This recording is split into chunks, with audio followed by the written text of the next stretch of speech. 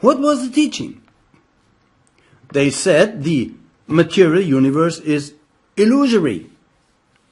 Well, we say that too, but dear friends, don't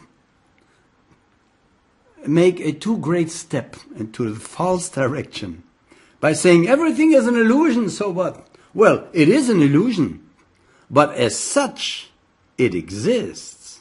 Did you ever think about that? You say your body is an illusion, never mind, well, take a knife and stab yourself, you'll see. Or take a needle, let's not be that harsh. Take a needle, stick yourself. Oh, the illusion hurts, right?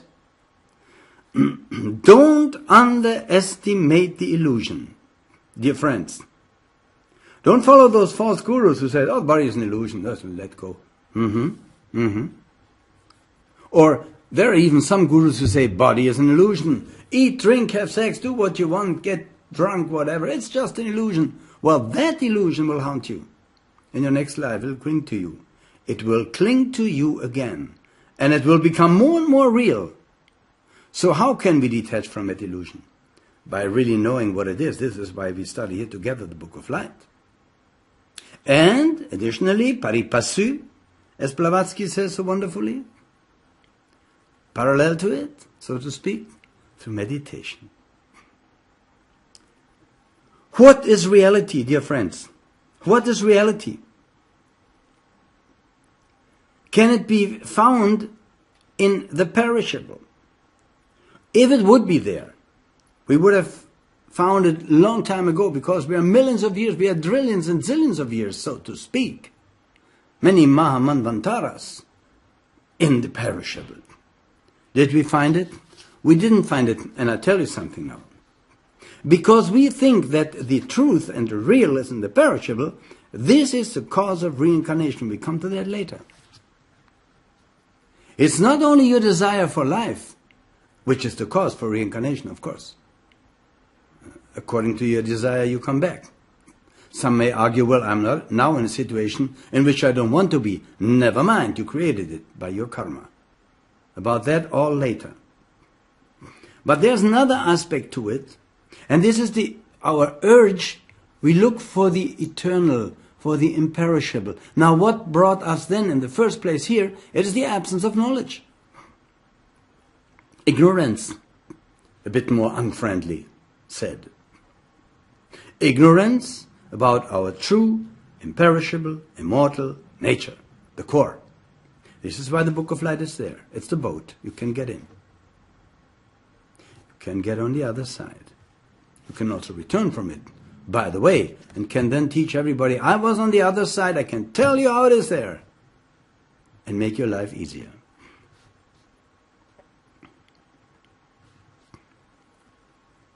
So, yes, the material universe is illusory, but don't underestimate it. What is ether? See, the Book of Light teaches ether is transient, is how can you say, fine, almost non-material. This is one side of the truth. The other side is actually, it is the most full material thing. Because, you see, there are sometimes in the Book of Light things that seem to contradict, but they are just paradoxes. Everywhere is ether. The entire universe is filled with ether. Einstein said we don't need ether, or there is no ether, said Einstein, because we don't need it. Well, we may need it or not, it's there, Mr. Einstein. There's actually nothing else but ether, in more or less condensed form. Or, let's now be careful, cautious, in more or less different appearances of vibration. It's all ether, wherever you look. There's no free space in the whole universe. Just because our limited senses cannot see that ether, we will see it sooner or later. Doesn't mean it's not there. We will talk about later about the ways to see that ether is even nowadays possible. It is sort of aura also. The aura of your body is already the etheric prolongation. You can see it by astral or auric photography. It exists already. So it becomes more and more visible, more and more ether is poured into our solar system. For certain reasons, we are on the ascending arc. Why did the Stoics, for instance, taught that ether is denser than the most dense material thing and fuller of it?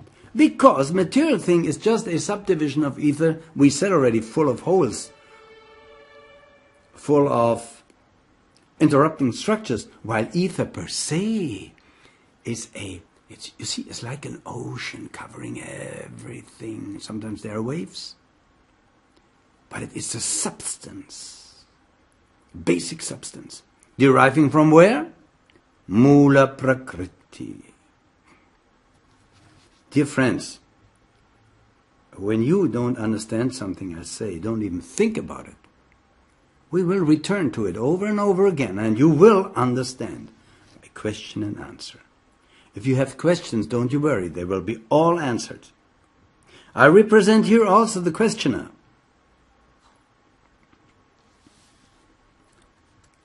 What is the real? Some say it's God, But what's that? Just a word. God derives from the Jewish Yod, which is a letter of the Jewish alphabet, and is actually a symbol of the male genital. So, that's how they degrade God to a genital, making a man of it. So man can rule over woman. All this insanity, dear friends, will end with the Book of Light.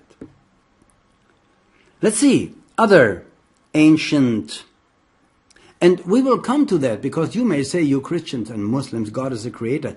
You are right and wrong. And you will see how and why. What the term Elohim really means. And so forth, you see? And when you hear that, when you know that, you don't have at all to leave your teaching. You just continue to be Muslim and Christian, but now with the right understanding, which unites you. You see, now you have the wrong understanding about your religions. This is why this separates you. Separation lays at the core of each crime. So therefore, separation is the feeling of being separated in teaching, in thought, and whatever, leads to the religious wars. And it karmically repeats itself. As the Christian went to the cross wars, now we have the Muslims responding karmically, and so forth and so on. Dear friends, we from the Book of Light stay aside. We let them do what they want to do. It's their karma. But if some of them have suffered already enough, I think they will be ready for the Book of Light. Now how do for instance, the Upanishads, I mentioned them, they have also that teaching that we come from one source, you see, driven by own desire. Driven by own desire. And they compare it in the Brahmanical teachings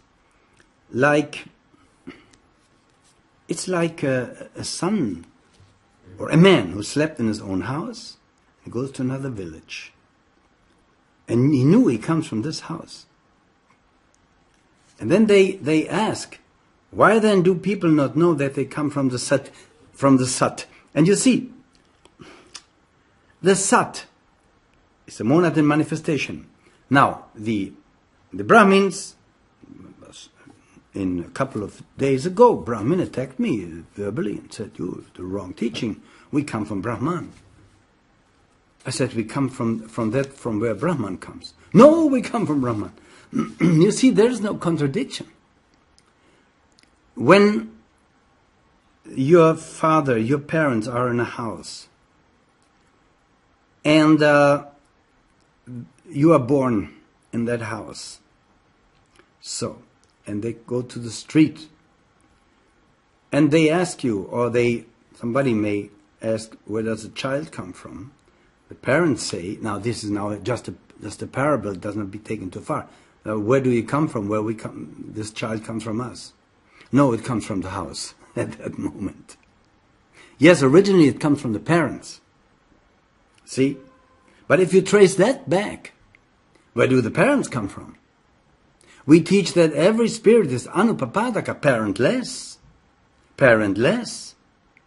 self-born, always there, never been created, manifesting periodically. That gives another picture. So yes, we come from Brahman, but we come with Brahman from the source, from Para Brahman. This is a truth that does not contradict the teaching of the Brahmins. It just asks them go a step further back. What is the fundamental identity of all souls with the universal oversoul, so to speak? Well, this is the teaching of the Book of Light. And so each soul is like a pilgrim on its journey through material world. What is Maya? We have to come to that. It's the illusion I was talking about. But as an illusion, it exists, dear friends. It can be very painful. This Mayavic illusion enters in all finite things. And it makes you being attached to it by touch, taste, sound, by seeing it, by feeling it, by smelling it. You know? Now, if that attachment becomes too strong, you suffer. Latest, when it is taken away, it has been taken away from you, ripped away from you. The more you cling, the more you suffer. Try that in an experiment. Take both of your hands, put them in the fingers, and close your fingers, both. And then try to rip them apart. Ah! It hurts.